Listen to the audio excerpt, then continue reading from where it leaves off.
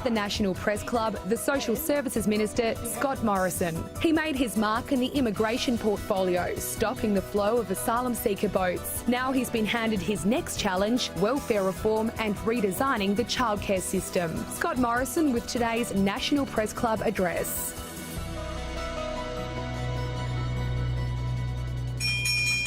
Ladies and gentlemen, welcome to the National Press Club for today's National Australia Bank Address. As you've just heard, our guest today is the Minister for Social Services, Scott Morrison, whose appearance here today, of course, coincides with the release of the final report of the review into Australia's welfare system, the McClure Review, which was headed, of course, by Patrick McClure, the former head of Mission Australia, who's in fact with us here today in the audience. You can join us, I should mention, to our audience, particularly viewing on Twitter. You can join the conversation on Twitter using @PressClubAust, that's AUST after the words Press Club, or #NPC. Now, the McClure report recommends a significant overhaul of Australia's welfare support arrangements by reducing the current system of some 20 welfare payments down to just 5 basic categories. To discuss those recommendations and indeed the broader challenges facing Australia in meeting its welfare obligations, would you please welcome the Minister, Scott Morrison.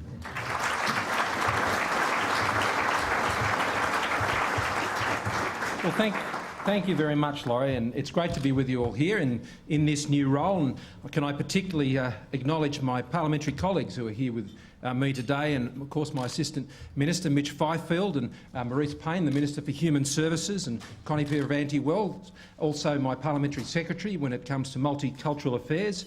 It's great to have many of my other colleagues here from the Parliament, thanks to the whips in the Senate and in the House for giving them the leave.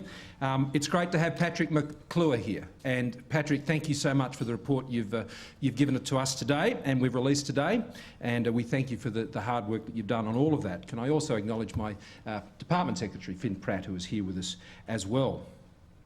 Today, I wanted to really lay out what I believe are the challenges that are before me as the Minister for Social Services and the government more broadly when addressing this incredibly important area. And I've chosen the topic of the best form of welfare, and it has the obvious answer is a job.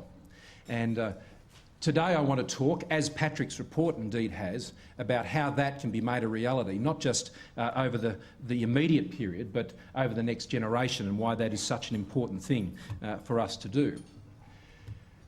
There's no doubt, as Patrick's report shows, that the system that supports so many Australians is in need of change, for the sake not only of those who receive it today, but for the generations who will rely on it in the future. The Department of Social Services spend this year is around $150 billion. $150 billion. That's both the welfare payments and other payments that go out to support the various initiatives in this area. And this is more than the combined annual spending for health and education. It already takes 8 out of every 10 income taxpayers to go to work every day to pay for this system. 8 out of 10 to pay for the system that we have today. And before long, that could be 10 out of 10. And when it comes to welfare, that's not a perfect score. And it's very important that we understand that every single benefit paid is paid for by a taxpayer. And there are 2 partners in that process: the people we're trying to help and the people who have to pay for it. Australia has historically kept the cost of its welfare system below the costs of some overseas models through its flat rate structure and its means testing and its need-based approach. In many ways, we are world leaders in these areas. However, social security and welfare payments are still the highest growth areas of government expenditure, with an extra $11.7 billion over the forward estimates. Now, as a proportion of outlays and as a proportion of GDP, social services expenditure increases over the budget and forward estimates, and that includes the savings measures which are not yet passed through the Senate. If those measures don't pass, then obviously that proportion will indeed be greater. Unless there is major structural change that is made to our welfare system over the next decade and beyond, over a generation, our social services expenditure will swallow the budget. It will swallow the budget. And that's why it is important to get a handle on what we're spending, why we're spending it, what we're hoping to achieve, and what changes we need to make now and into the future.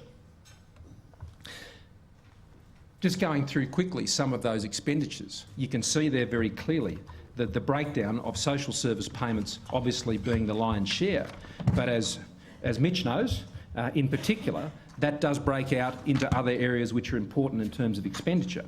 Ageing and aged care, childcare and early learning, which has been a topic of very recent debate. Families, community and women, disabilities and carers, and a small proportion on housing. Most of this spending is in the age pension, followed by family tax benefits, disability support, New Start allowance and childcare. And the spending is increasing fastest for childcare, carers and the unemployed. But it's not just about how much we're spending. It's also about what we're doing in the myriad of systems and payments that are made. As Patrick's report shows, it's not just costly, it is also tremendously complex. There is a labyrinth of payments, supplements, schedules, thresholds, tapers, indexation rates, and none of these lack programmatic specificity. The system complexity is compounded by what Senator Payne and I know is Walkman-era technology. Walkman-era technology that drives our payments ICT system. And that has been left adrift over a long period of time. The current system, which is explained by what Maurice calls the Candy Crusher chart, summarises a system that consists of 30 million lines of code, undertakes more than 50 million daily transactions, was built 30 years ago, perhaps not when Cliff Richard was wired for sound, but certainly Duran Duran was there when it was built. Today the system delivers 40 payments, not just in the social services area, but from other portfolios, and 38 add-ons. It is responsible for delivering around $100 billion in payments to 7.3 million people every year. This equates to approximately $290 million per day, or 12 million every hour. The system undertakes 50 million daily transactions, processing 500 to 1,000 transactions per second, including reporting employment income to lodging a claim for paid parental leave. The system now consists, as I said, of 30 million lines of code. That's equivalent to the code needed to run 75 space shuttles. If all the information was printed on paper, the stack would almost double the height of Centrepoint Tower in my hometown of Sydney. If we invest in an updated ICT system, we could make the system more efficient right now. Nearly half of all Centrelink transactions are still done face-to-face or over the phone. A quarter of digital transactions still require the help of a DHA staff member. The current back-end systems are not updated in real time to our customer-facing digital systems. For example, our current system cannot send real-time information regarding the process of a claim to a customer's digital account. This leads to a higher number of calls from customers who simply want to know how their claim is progressing. Now, by comparison, most people are used to ordering a pizza online and knowing exactly when it will be delivered. Our system doesn't do that. ICT is not just about access, it's also about making sure that the changes government makes can be implemented quickly and cost effectively. Even simple changes to policy can be time-consuming, expensive, and can have unforeseen impacts on other parts of the system due to the tangled web of code that has been built up over the years. The highly bespoke nature of the ageing technology also requires costly, ongoing support from a declining number of specialised staff familiar with the technology. ICT reform would also ensure that the more government systems are talking to each other, taking the compliance burden away from individuals and employers and service providers. Creating a simpler system will make it easier for people to comply with requirements and to spend more time searching for jobs, which is the key element of welfare reform. In advancing meaningful welfare reform, we will need a major haul of our service delivery and ICT systems.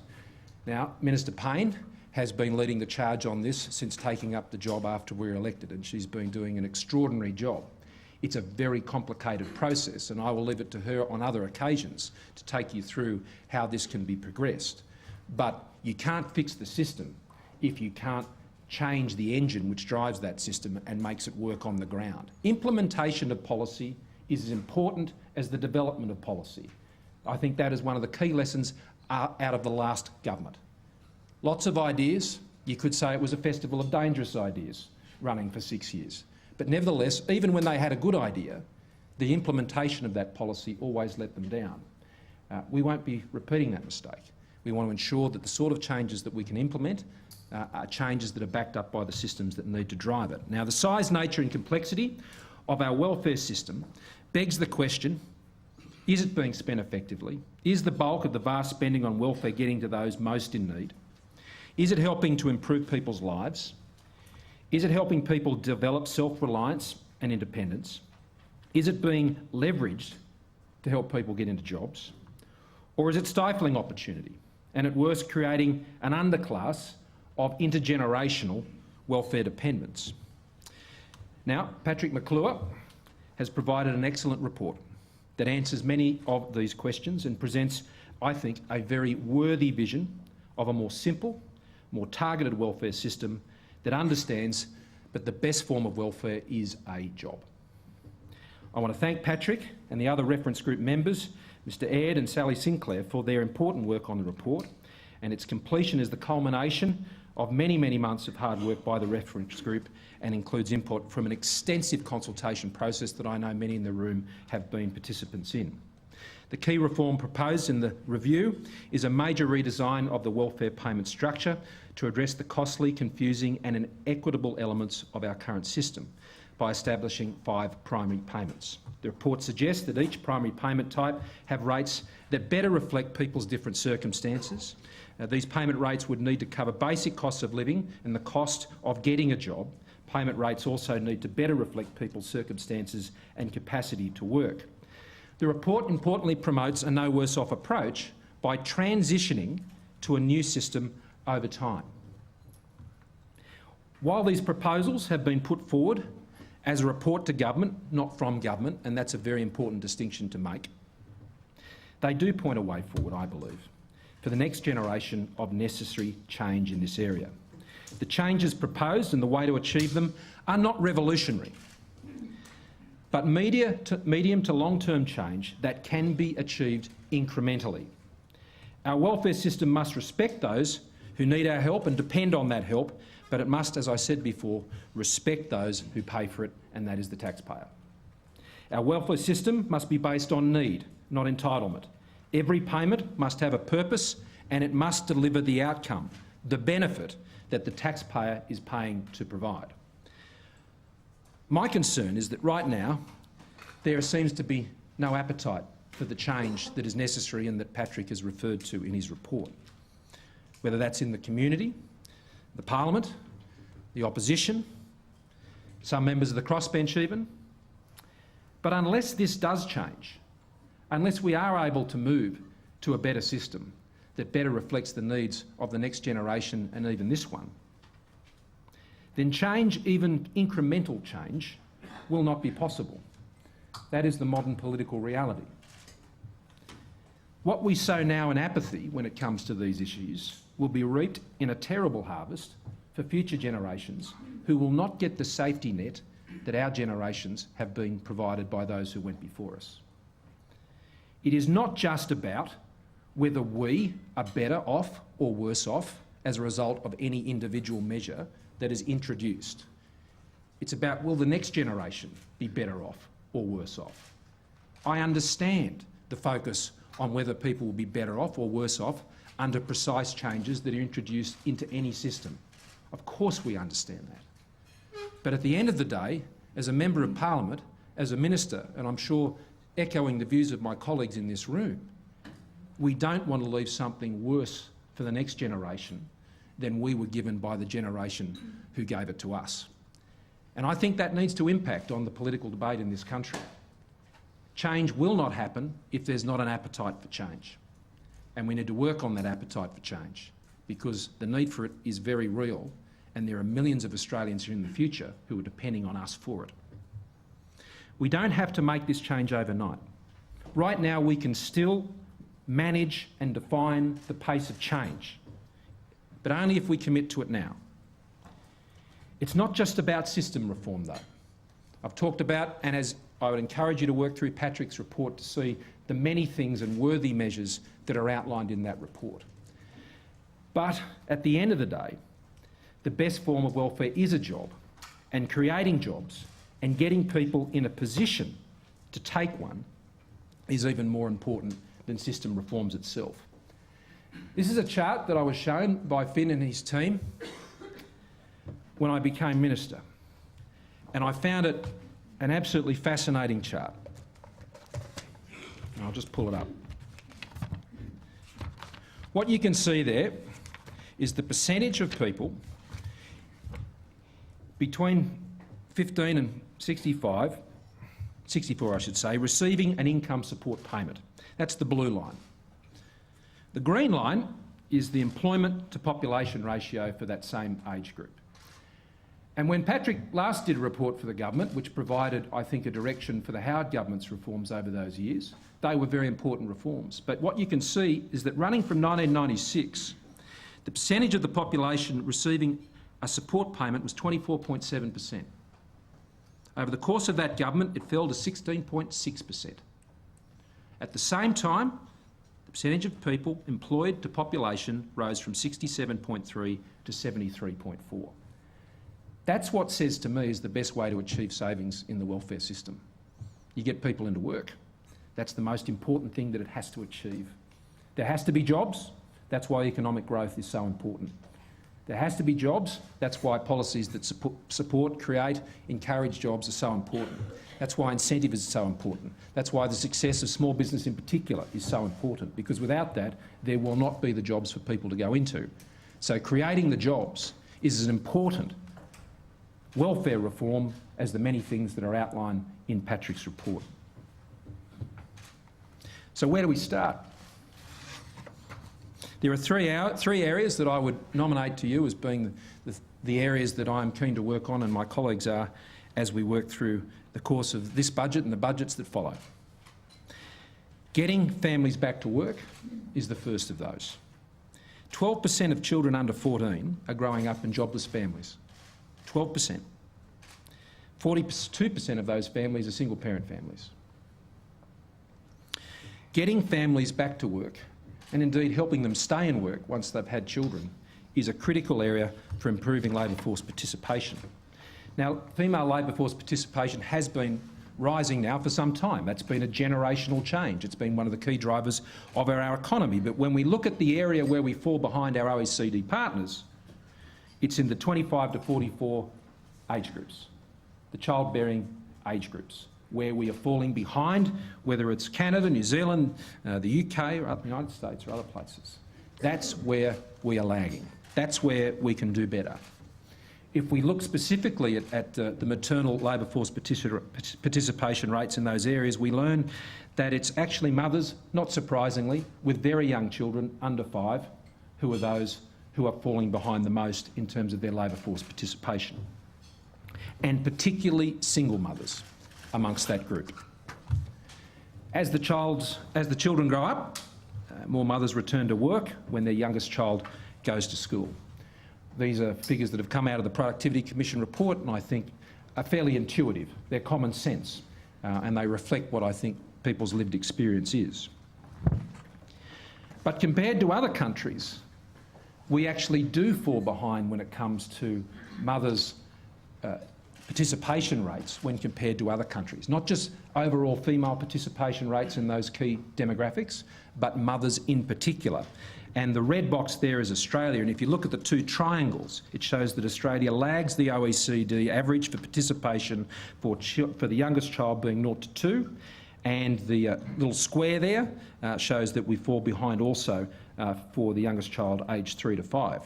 And they're the areas where we don't do as well.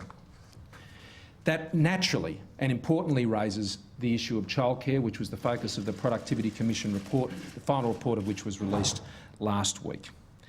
And according to parents, in the various research that was referenced in that report, Other than a personal choice, and it's not the government's job to tell people what their personal choices are when it comes to how they care for their kids, that's a decision for every family to make in their own time, in their own way. That's up to them. But the main reason for those who wanted to do it, to go back to work, was the cost of childcare. Now, the Productivity Commission, I think, has done an excellent job, as I said last week. They have come up with a set of proposals that seek to put downward pressure on the rising cost of childcare, to have a strong work focus as to why you'd be spending the $7 billion in that system. It recognises the need for quality and affordability, not either or. The quality debate around childcare, I think, has been had. The systems are now in place. That's not an issue that I think requires further remonstration. I think it's something that we need to accept. Yes, it's come at a cost, and if we think it hasn't, we're kidding ourselves. We have representatives of the early childhood sector here today, professionals working in childcare centres. They know that. It's come at an extra cost, but the quality is important.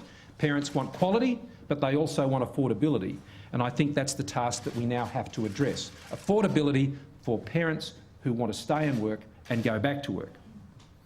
And that is the kitchen table conversation that is going to be had and continue to be had. And that's the kitchen table conversation that I want to influence. And what the Productivity Commission has shown is that kitchen table conversation, when it comes to economic issues and cost, is most significant for those on middle to lower incomes. And what the Productivity Commission has recommended, you can see from there, is a recommendation which leaves 89%, or thereabouts, 83.7% I should say, percent of families who are earning $160,000 or less in a higher subsidised position than they currently are. They recommend payments directly to the provider, which I think has a lot of merit in it, and a range of other issues that relate to that. Now, that is actually, the blue line you can see there is the current system, which shows that we already have effectively a tapering of support into the system when you combine the childcare benefit and the childcare rebate. And what the Commission is recommending is an adjustment to that. But they're recommending that on the basis of I wouldn't call it a budget neutral position, but I'd call it a relatively budget neutral position. That red line there will cost $200 million extra on what we're currently spending now. And if we want to spend more on childcare, and I note today the opposition was saying they want to spend $1 billion more on childcare. Well, I think we'd all like to spend more on various ranges of services, but you've got to back it up with how you're going to fund it.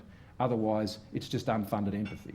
It's important to ensure that what you're going to put up, you can fund and you can make happen. It can't be a wish or a promise. We don't want to be fairy godmothers of childcare reform. We want to be actually there to ensure we have a better system that delivers on the ground and that people can rely on. So that is what the Commission has come up with, and we are now in that discussion, and there are many representatives in this room today who have been part of that debate and will continue to be part of that debate as we work on our final model. But our goals, I think, are clear. We want to make it more affordable. We want to maintain the quality gains. We want to put the downward pressure on prices, and we want to make the system simpler so parents and families don't have to agonise needlessly over details that should be far more simple. The second area is we need to get young people into work. We need them to be learning or earning. This is a vexing issue, and I don't pretend to have any magic solutions to this, and everyone I've met over the last couple of months as I've discussed these issues, and there's been lots of good ideas, but I don't think anyone else seems to think they have a magic solution to this issue, but it is real. Our young people are struggling to get into the workforce. And all these charts, I think, go to those points. The level of employment has been falling off. The level of unemployment has been rising. Those not in the labour force have been increasing. The one bright spot is those in full-time education has also been increasing, and that's a good thing. But when it comes to addressing this problem and this challenge, we are going to have to take, I think, a very novel approach.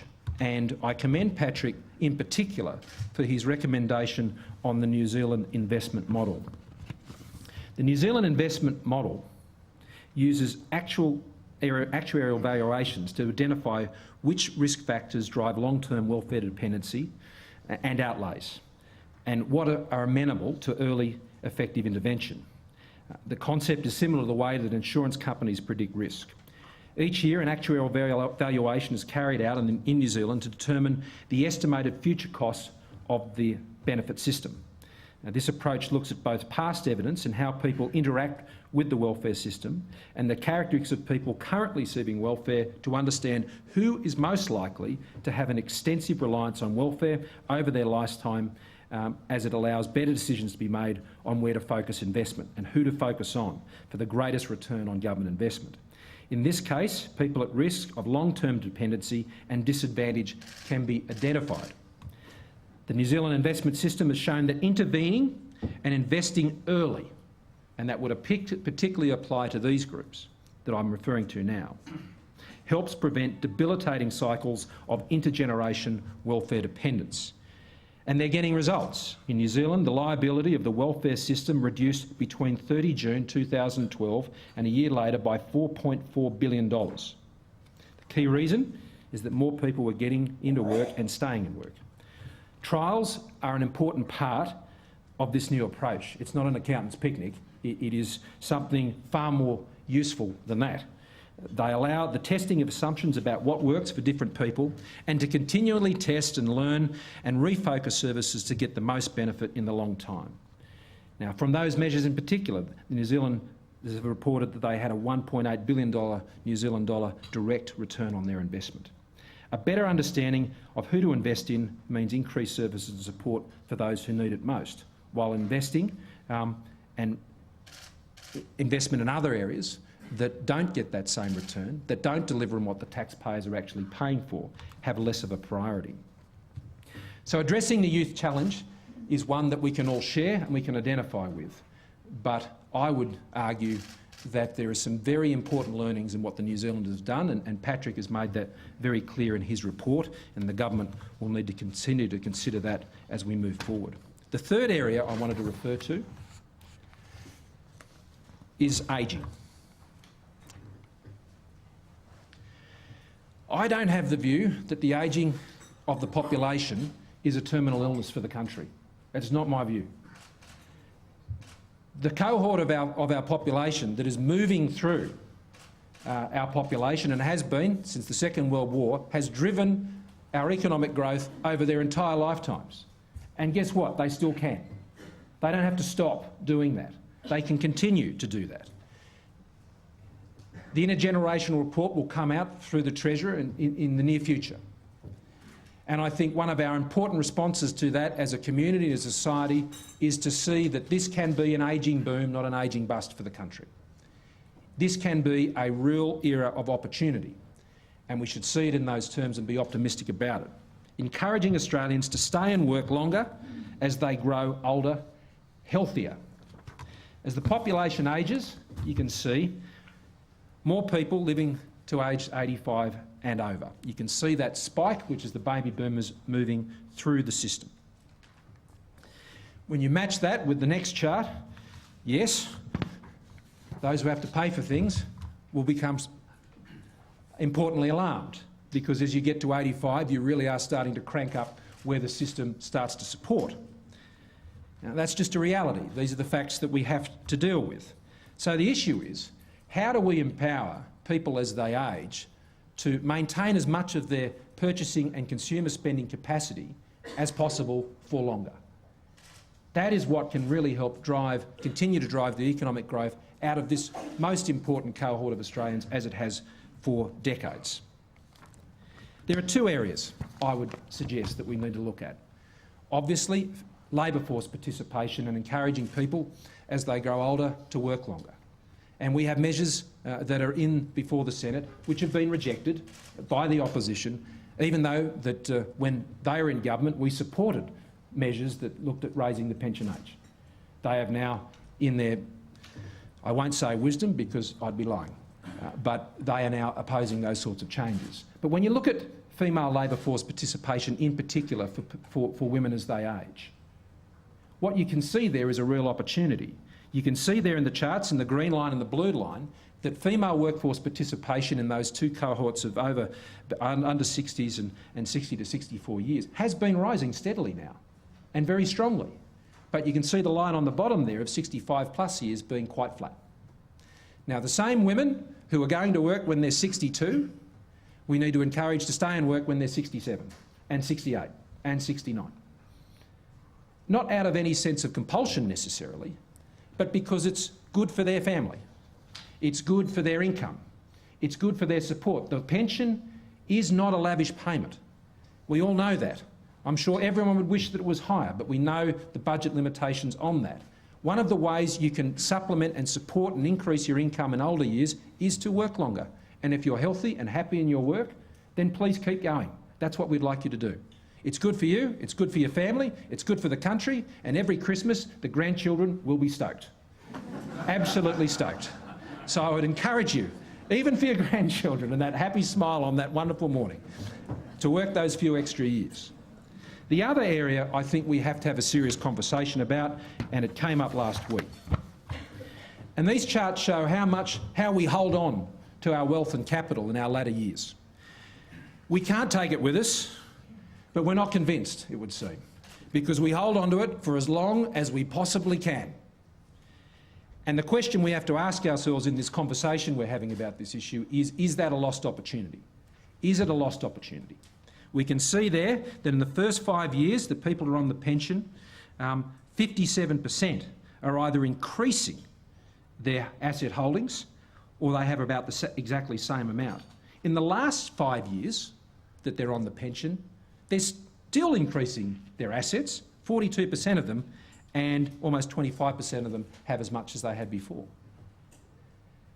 The capital that senior Australians have tied up, if we were able to find sensible, pragmatic ways to unlock it, is what can potentially drive a very different quality of life for Australians as they age. It can really change the game for them and their families and for the country. And these are things we need to ponder. Now, before everyone gets excited again about the family home in the assets pension test, I think I made that pretty clear to friend Kelly that that wasn't on last week. It's not on. But that doesn't mean the conversation that we have about how we unlock the capital and provide the deep consumer markets that Mitch knows is needed to drive consumer-driven ageing services into the future.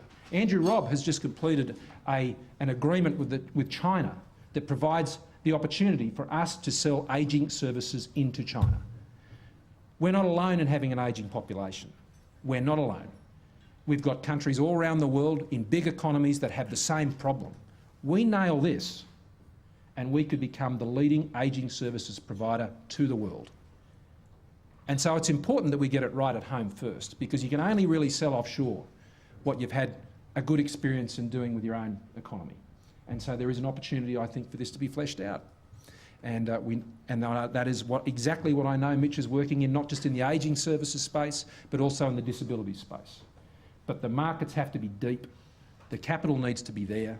The consumers need to be able to spend, not just the welfare check they get, but from their own capital, from their own resources. That will improve quality of life, it will drive employment and give us great opportunities for the future. So they're the three priorities that I would argue that we need to focus on as we move forward. Patrick has given us an excellent insight about how the system itself can be better into the future. But I'll finish on this note. All of this is absolutely moot unless we can upgrade the political debate when it comes to areas of important change for the country. We all want things to be better off for all Australians, but let's not forget there's millions who will follow us who will want it to be better off too. Thank you.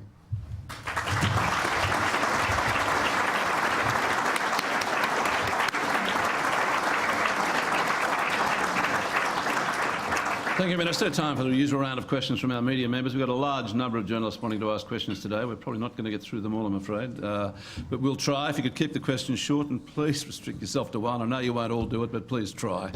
So our first question is from Matt Moran. Minister, thanks for your speech. Matt Moran from 10 Eyewitness News. Disability advocate Craig Wallace warned the government not to cherry-pick the recommendations of the report. How do you reduce the welfare bill without targeting the most vulnerable in our society, without making them worse off? Well, I think that's what my whole speech was about, Matt. I think the point I was trying to make is that you need to have a systemic change over a decade, over a generation. And what Patrick talked about today in the media was that if we start now, you can do it incrementally and you can take people with you as you change the system over time. The great risk is, if we don't start it now, then you have to do an off the edge of the cliff reform down the track. And I can guarantee you, if that's the case, you won't be able to find anyone who's better off. I was talking to a student the other day who was raising a range of issues with me about the budget. And I said, you do realise that when you get to 65, if we keep spending the way we are, you won't have an age pension. There won't be one. And I want to make sure that that never happens. Sid Marr. Sid Marr from The Australian. Mr Morrison, just out of your speech, it raises quite a few issues. One is, how do you actually convince people to work until they're 68 or 69? I know I don't want to work when I'm 68. Is it a carrot approach or is it a stick approach? Do we have to look at death duties? No. And also... No. and also, you seem to be trying to get more women into the workforce. Are you saying now that we're at a point where Australia can no longer afford for women to stay home and look after their kids? No, I'm not saying that. I said that was a matter of choice for Australian families. Sadly, there are many Australian families who don't have that choice, and whether they want to stay home and look after the kids or go back to work is just not a choice they get to make. It's a necessity to stay on two incomes, and that's one of the things I think our childcare changes are going to have to address. More broadly, encouraging people to work longer, I think is very much in the area of encouragement. But there is carrots and sticks in these things. I think the best incentive for someone to work longer is it's in their best interests, and to have the conversation which helps them realise that. The pension, as I said, is not a lavish payment, and there are ways to ensure that you can supplement your income and not be on such a restricted payment in your older years. And that involves working longer when you can. I mean, Joe has the great chart which shows what the average life expectancy was when the age pension was introduced, and there wasn't a great expectation they would have had to spend a lot because it was higher than the average life expectancy. That's changed. And we need to change culturally in how we approach older years if we want to get the opportunities that I think the nation can have from an ageing boom. Laura Tingle. Laura Tingle from the Financial Review, Minister, and taking on board what you've said, I plan to be here long after I've seen you off. Wonderful. Yes, I thought you'd be pleased. I just wondered...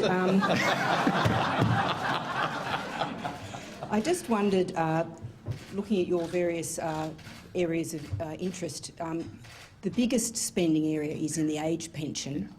I wonder, and this follows a bit from Sid's question, do we actually have to change people's expectations or thoughts about the age pension? I mean, we do have this problem, if you like, in this context, that people see the age pension as their right because they've been paying taxes all their life. Yep.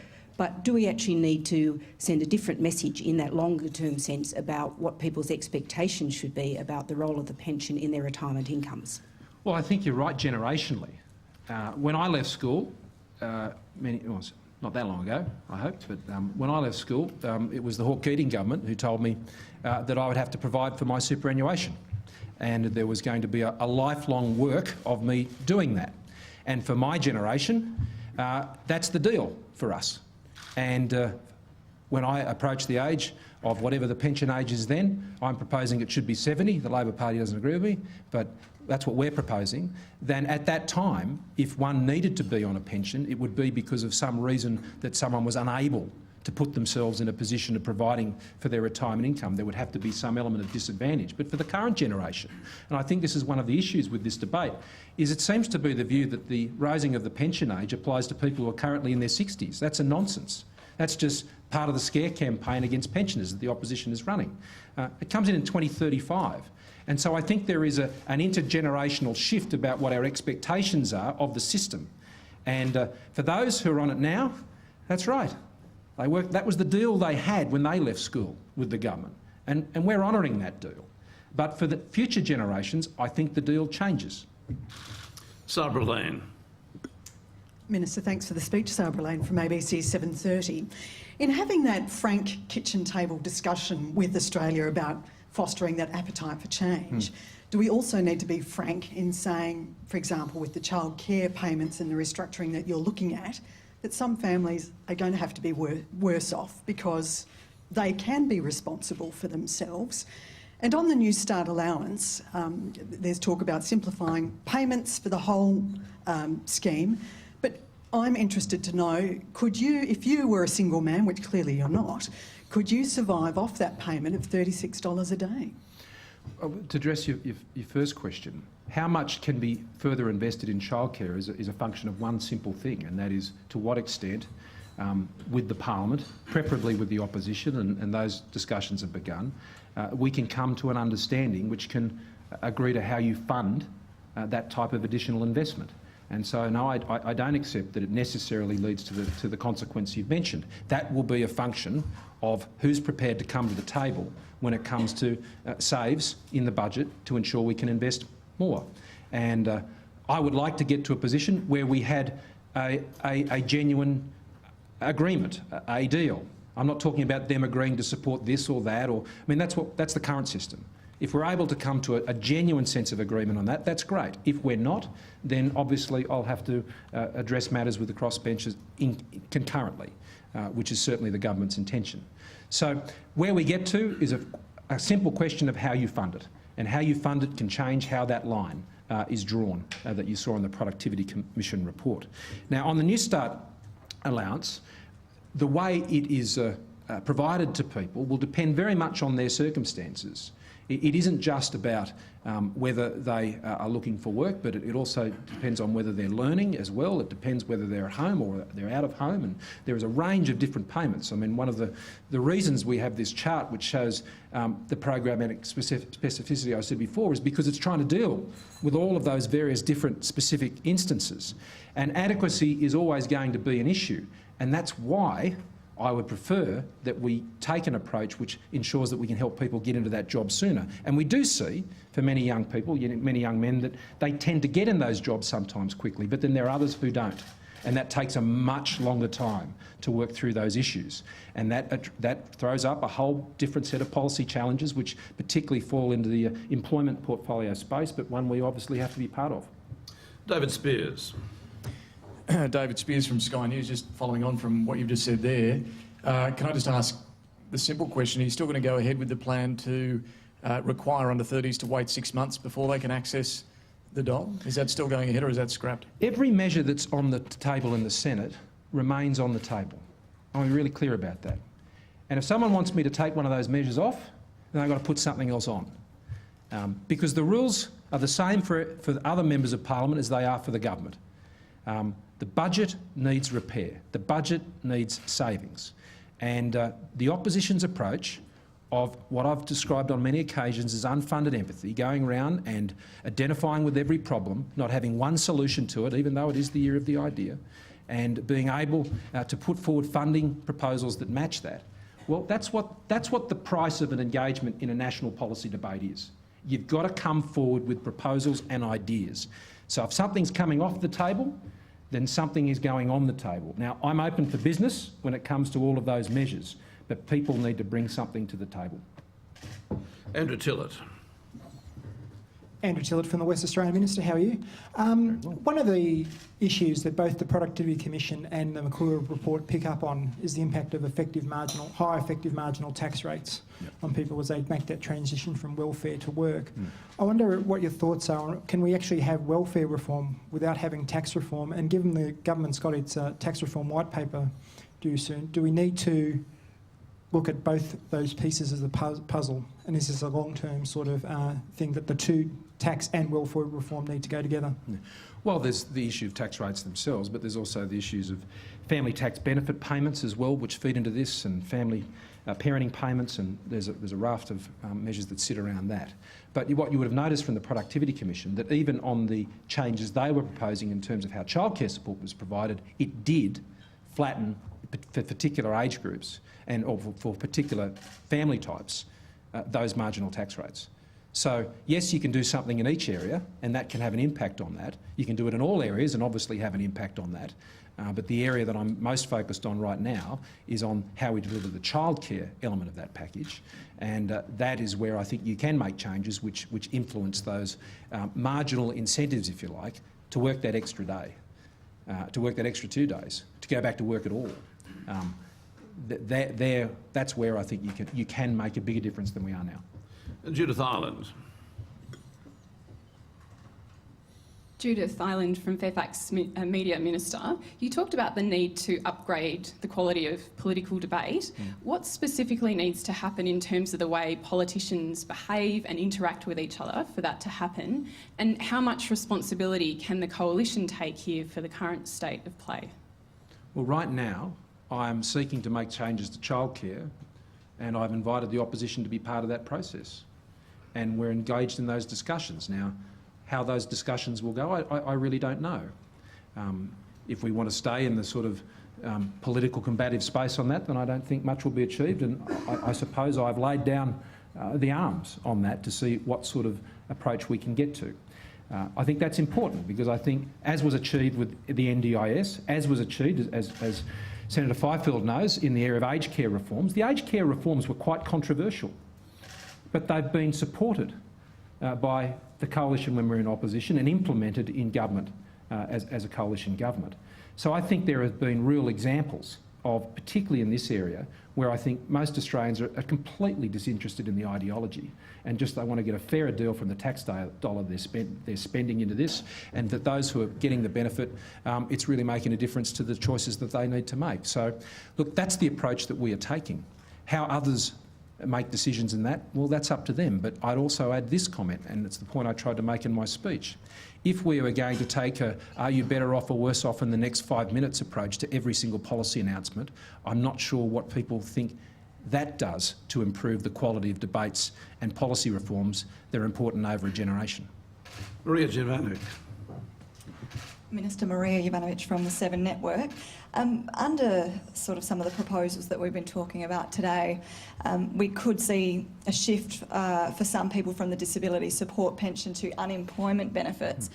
My question to you is, would that mean that they go and join the jobless queue then, and what would happen to our unemployment rate? And I suppose how would the government deal with that? Well, I don't share the premise of your question. I don't think it does necessarily lead to that outcome.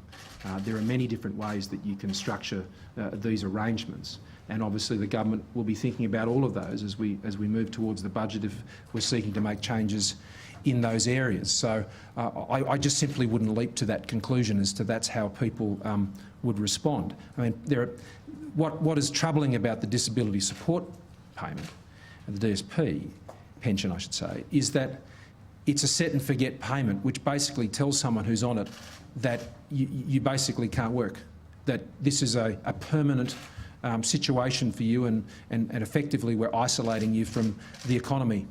And I think that's a terrible thing for a welfare system to say to someone. And there are people, particularly those with mental illnesses, for whom that condition will not rule them out at all times from participation in the workforce. And people will come in and out of the workforce in relation to their condition. And the trouble I have with the DSP as it currently is, it's so final. It's so terribly final and so limiting and so condemning on people who I know, through my own experience, want to be participating in the economy, and to be basically shut away on a DSP, I don't think is the message that we want to send to them as Australians, because I think they can make an enormous contribution. Sophie Morris. Sophie Morris from the Saturday paper. When you talk about female workforce participation, you talk about childcare. But for 5 years, the Coalition, or at least the Prime Minister, had a focus on paid parental leave and his generous paid parental leave scheme. How damaging was it that he clung to that policy for 5 years before eventually ditching it this month? And should the levy that was going to partially fund that now be directed to supporting childcare? Well, I'm very pleased to hear that you like the change we've made to focus on childcare rather than the PPL. I'm sure the Saturday paper will acknowledge that and herald it all around the country in the way that you always so kindly do. But when it comes to the levy, I've made it very clear that the PPL levy is not portable. And if there is going to be a levy to fund the sort of things that we may wish to do in partnership with the opposition and other parties, then an argument would have to be made specifically and separately for that. And so at the moment that is a question of various funding mechanisms and options, and that is part of the debate going forward. Peter Jean. Peter Jean from the Advertiser Minister. I just want to go back to Marija's question about people on the disability support pension. You spoke briefly about the need to increase the supply of jobs. But as you know, particularly for people with disability, there often just aren't the jobs out there for people with certain types of disability. Many people with intellectual disability, the jobs they used to do in large government departments, large corporations have just dried up and been replaced by machines. What can we do to grow that supply of jobs? Well, I think part of it is in how you work with employers, and I know that's something that Senator Fifield is working with the sector on. But equally, the system does have to recognise that there will be some for whom the DSP will be their lifeline over the course of their lives. I mean, that's the spectrum, I think, of a need that you have to address with that system. And I think we have to be careful about being so finite that in this area of disability. There are some people of mild disability, of temporal disability, of permanent disability, for some who can move into work, for some who the sort of work they used to do because of the nature of their disability is drying up, and what are the new opportunities. One of the areas where I understand, and I'm happily to be corrected on this from the employment services side of things, and the specific employment services that are provided to those with disabilities, is they can get some very good outcomes. But that comes from working with the individual. It comes from working with the employer and having, I think, a very bespoke approach to each and every need. And I think Patrick has referred to that in his report. He's highlighted that, and I particularly acknowledge that in areas of mental illness, that this is an area we can go further. Rashida Yousafzai. Rashida Yousafzai from Australian Associated Press. Minister, you said earlier that something has to come onto the table for something to come off. One of the recommendations of the McClure Review is to kick off under 22s off welfare. So are you going to replace that measure with the quarantining, the unpopular budget measure about quarantining welfare for under 30s? Well, look, that was a bundle of assumptions. The point I made at the outset is this is a report to government, not from. And as a result, we'll look through all these matters, and where there are things we may wish to introduce in the budget, then we'll follow that normal process to how we'd consider that. But right now, my comment was in reference to those who are saying in the Parliament that they want those measures off the table. Well, I'm saying to them, bring forward a proposal for what would replace it, which would make us able to deal with the problem of youth unemployment more effectively, and if it involves an investment, then bring forward the saves that will do that. The rules are the same for the opposition as they are for the government. They cannot be given a leave pass to just run around and make all sorts of vague statements expressing this empathy without being able to fund the solution that addresses it, and that's my point. Catherine McGrath. Minister, thank you. Catherine McGrath, SBS Television. At moments like this, it is a chance for the public too to try and understand what the government's really talking about. And your excellent speech didn't really go to the specifics. So can I ask you, in terms of this report and the 5 new pillars of payments being considered, can you explain to me so that I can understand, because frankly I'm a bit confused, for young people, just picking one area, what are you suggesting that Australia needs to look at in terms of what access they would have to particular payments if they're not working, under 22, not studying? What is the actual plan, and can you explain it in a way we can understand? Well, I'm not making a proposal today. There are and I think that's the point. Patrick has made a range of proposals today about how the system could be simpler in the future, and I've said that I think that is a very worthy goal to work with incrementally over a decade, over a generation, and that process needs to start now about how you frame that up and where you start. And so all I have sought today, I think, is to lay out the groundwork, if you like. I mean, one of the things often that the government is criticised for is they rush too quickly to the solution without actually engaging in a broader conversation with the Australian people about what it is we're trying to fix and what we're trying to solve, and that's what I've endeavoured to do today. Shalala Madura. Minister Shalala Madura from The Guardian. Following on from Peter's question, I wanted to ask you a little bit about the incentivisation of employers here. The McClure report rightly points out ways in which individuals can go back to work, particularly individuals who have some complex needs. Is there a need for carrots and sticks when it comes to employers to employ some of these people who have been overlooked, particularly in a very high market of unemployment?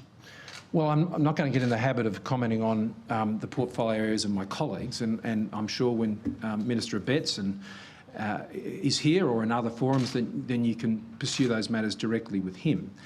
What I'm saying is there needs to be a link between how we run the welfare system and that the welfare system itself is not becoming an obstacle in where it connects with the job services program. Now, we need to get what we're doing right on our side of that line, is what I'm arguing. And there's a range of things that Patrick has outlined in his report that I think take us to a much better place on that. Now, the specifics of how the employment services set of policies are run, well, that is rightly a matter for Minister Abetz. And so I'll leave those matters with him. Stephen Scott. Stephen Scott from the Courier-Mail, Minister. You've spoken about this being a long-term process of reform. You've also talked about the need to eventually reduce the percentage of the budget that we spend on welfare, and yet a lot of these measures seem to me to be quite expensive. If people aren't going to be worse off if we're going to spend a lot more on a new IT system. Are you prepared to spend more on welfare initially before you start to see a reduction in spending? Well, look, it's a fair question, but if you look at some of the changes that were made to the DSP going back under the Howard government, and you looked at the way things were grandfathered over time and how the reforms, many of which Patrick recommended at the time, were transitioned in, it meant that immediately you were seeing saves on the flow of people into the system. Now, there was about 100,000 extra, I should say, that went into the DSP under the previous government. Now, we're seeing that taper off now, and we've introduced new changes in the DSP system, the requirement to go to a government doctor and things like that, which are affecting the inflow into the system. Now, that's why you need to transition these things over time. In childcare, it's going to be similar.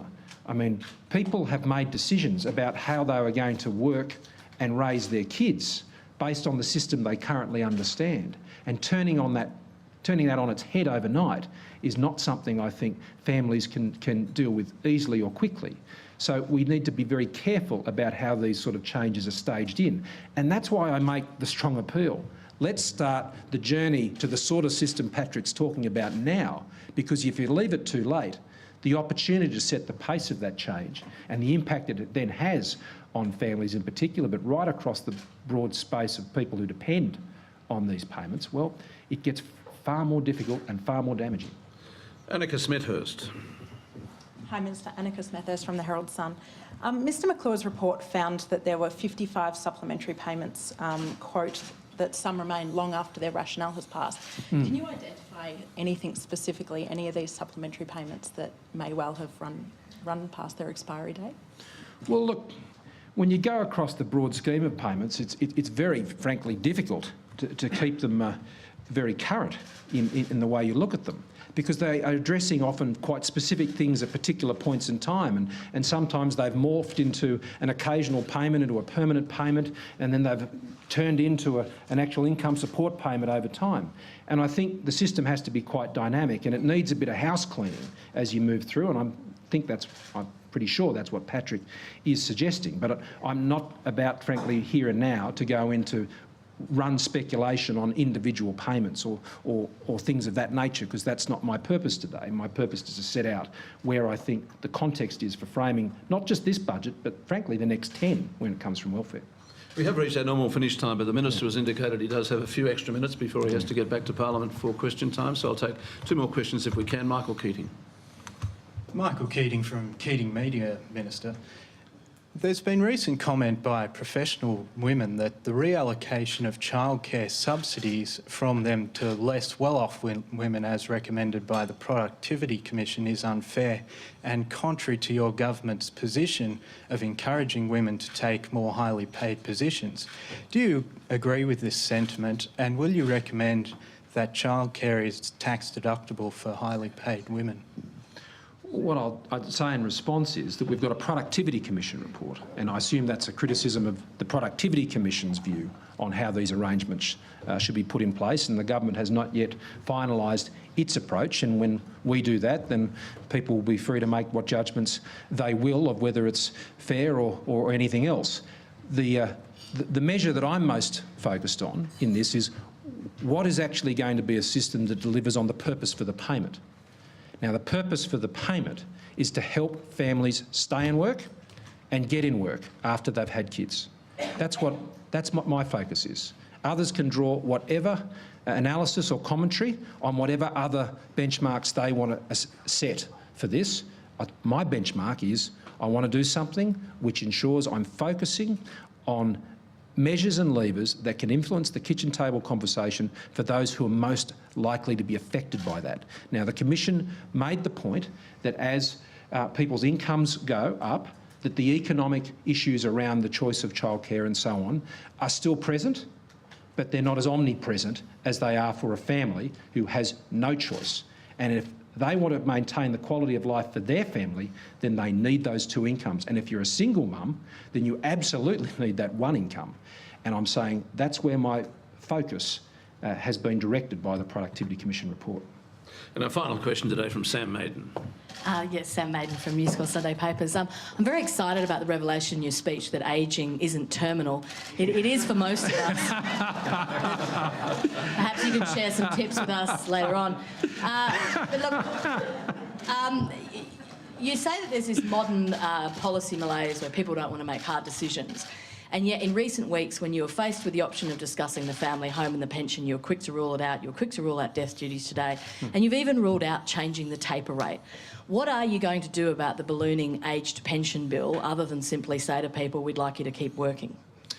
Well, when it comes to the matters that you've just raised there, it really is a question, I think, for the government of trying to encourage a cultural shift. I think all that's true, Sam, and that's where we do need to focus a lot of attention. But let me go to this issue of the family home in the assets pension test. It's a dumb idea for this reason. It's a dumb idea because valuer generals find it hard enough to work out what the unimproved value of land is to set rates in every metropolitan, non-metropolitan area of the country. How on earth do you think they're going to go around working out what the actual commercial capital value of everybody's home and work it into the system? It's just a dumb idea. And it's a dumb idea because you can't implement it.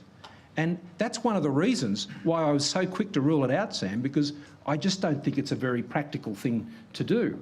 What I think, started a conversation about, though, is how we can better look at the way the system encourages people to free up the capital that they have. And often people say, well, how much saves will that deliver to the welfare budget? Well, there are two advantages out of this. It can deliver saves to the welfare budget, but more importantly, it can help older Australians, as they age, have a better quality of life. It can help the economy by opening up a new stream of capital that can fuel future jobs and growth. I think those things are as important as saves in the budget. And number one responsibility, I think, currently, of the policy objectives of the government is to grow the economy, and I think measures in this area can help us do that. We will have to finish there. Thank you.